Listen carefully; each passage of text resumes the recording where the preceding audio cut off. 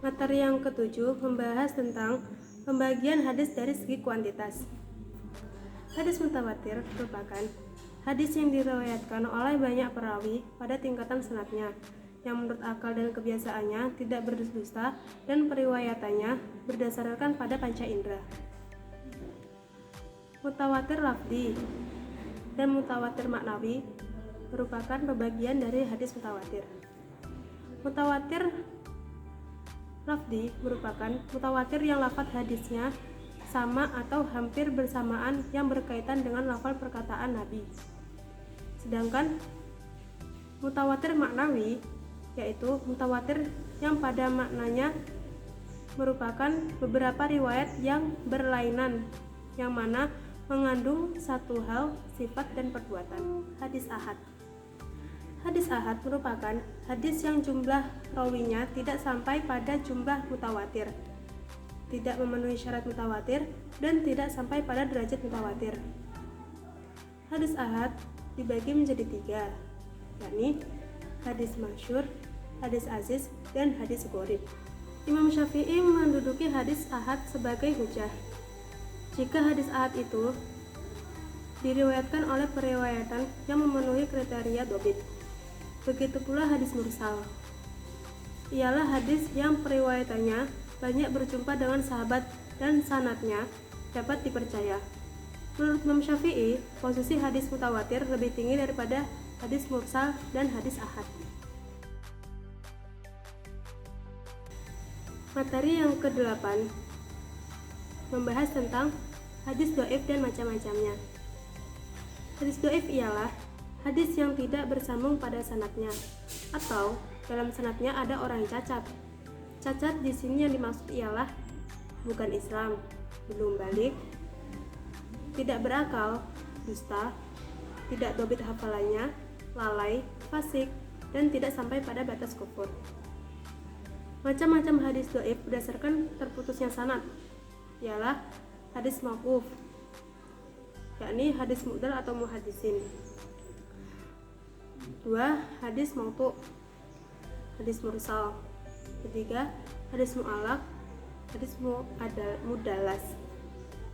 Kehujahan hadis dhaif menurut Faktur Roman. 1. Melarang secara mutlak meriwayatkan sejarah macam hadis dhaif. Yang kedua, membolehkan meskipun dengan melepaskan sanadnya tanpa menerangkan sebab-sebab kelemahannya. Kehujahan hadis dhaif menurut Hasbi As-Siddiqi. 1. Hadis dhaif sama sekali tidak boleh diamalkan baik dalam hukum maupun taghrib. Yang kedua, boleh digunakan untuk menerangkan hal fadilah. Yang ketiga, boleh digunakan dengan syarat bila ada masalah tidak ditemukan di hadis sahih dan hasan. Kehujahan hadis dhaif menurut Ibnu Hajar Asqalani. 1. Hadis dhaif tidak keterlaluan. Kedua, masih di bawah suatu dasar yang dibenarkan, atau hadis hasan dan sahih. Yang ketiga, dalam mengamalkannya tidak mengikatkan bahwa hadis tersebut benar-benar sumber dari Nabi, namun tujuannya hanya untuk ihtiyat belaka. Kita lanjut ke materi yang 9, yakni membahas tentang hadis maudhu dan sebab munculnya. Hadis maudhu merupakan hadis yang disandarkan kepada Rasulullah secara dusta atau dibuat-buat, baik disengaja maupun tidak, padahal beliau tidak melakukan dan mengatakannya.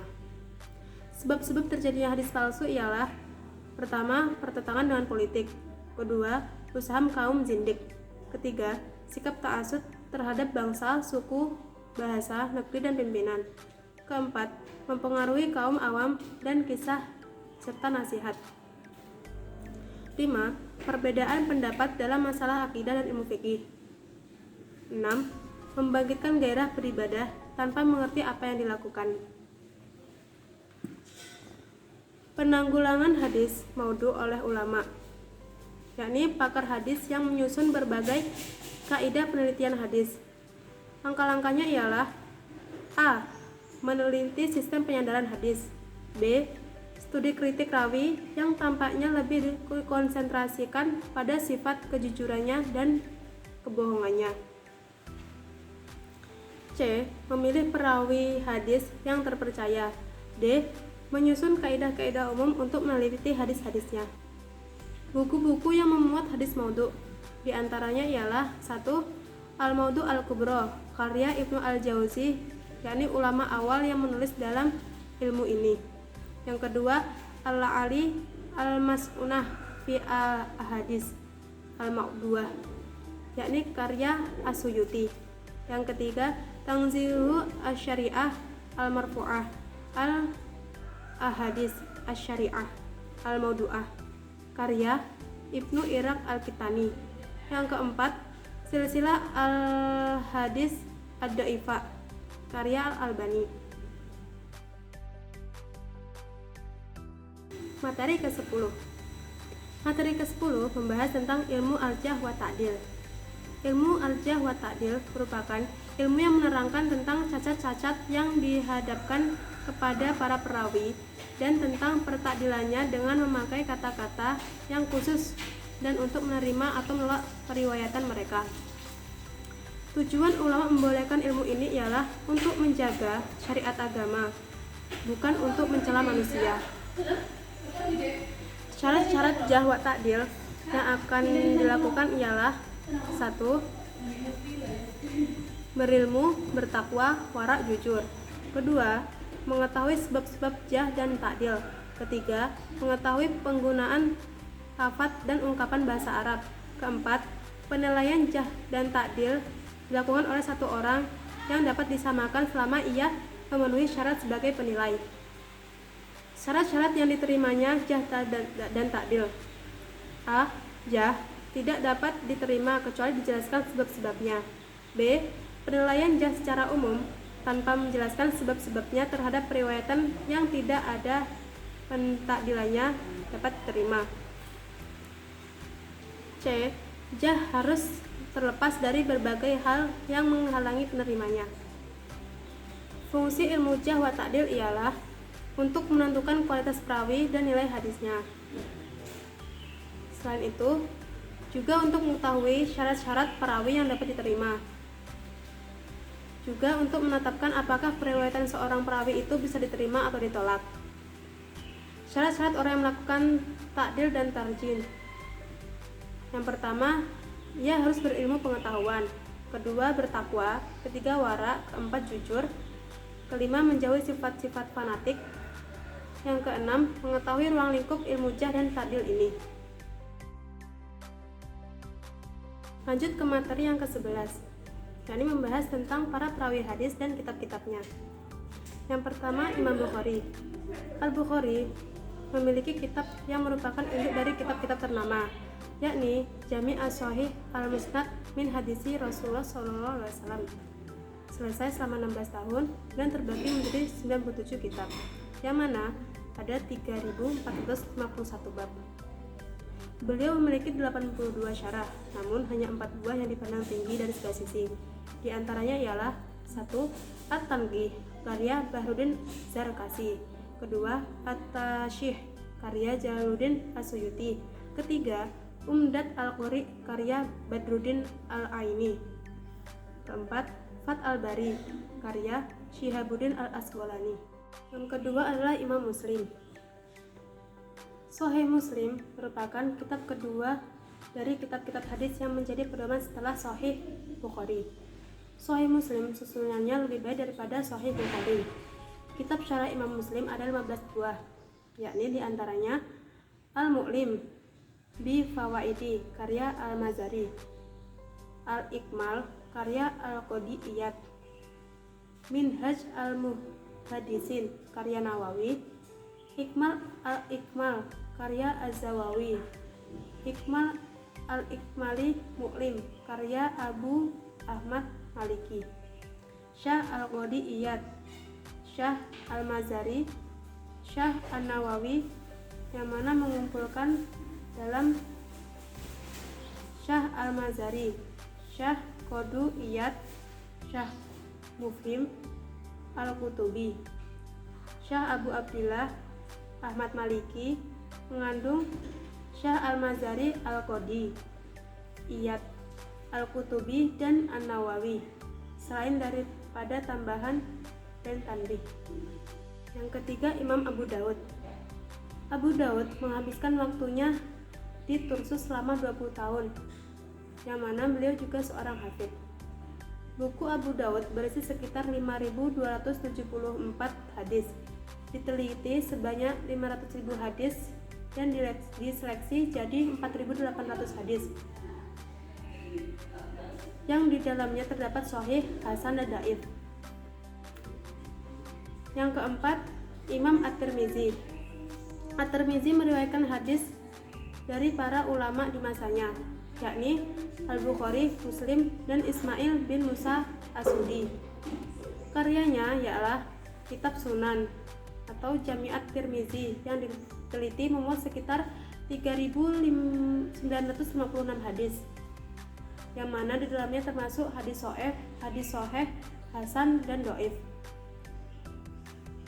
Yang karya lainnya ialah Al-Iqlal, Asy-Syama'il, Asma As-Sababah, dan Al-Asma wa Al-Kunah, dan lain-lain. Yang kelima ialah Imam An-Nasa'i. Beliau memiliki buku yang lumayan banyak, lebih kurang 15 buku populer seperti As-Sunan yang memiliki 5.774 hadis. Yang keenam ialah Imam Ibnu Majah. Beliau menyusun kitab Sunan, lalu terkenal dengan Sunan Ibnu Majah. Awalnya dijadikan susunan kitab menjadi induk hadis yang keenam, yakni Ibnu Thahir Al-Maqdisi, lalu diikuti oleh Al-Hafiz Abdul Ghani Al-Maqdisi dalam kitab Al-Ikmal. Kitab syarahnya adalah Misbah Al-Zujajah karya Suyuti dan Syah Al-Sindi.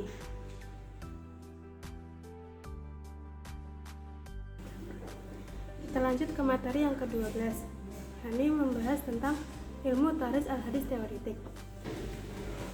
Hadis tahrij secara bahasa artinya ialah kharaja, nampak dari tempat atau terpisah atau terlihat. Al-kharaj, menampakkan atau memperlihatkan. Al-makhruj, tempat keluar, mengukur sesuatu dari suatu tempat. Tujuan takhrij hadis ialah untuk mengetahui asal hadis yang ditakhrij, untuk mengetahui ditolak atau diterimanya hadis-hadis tersebut.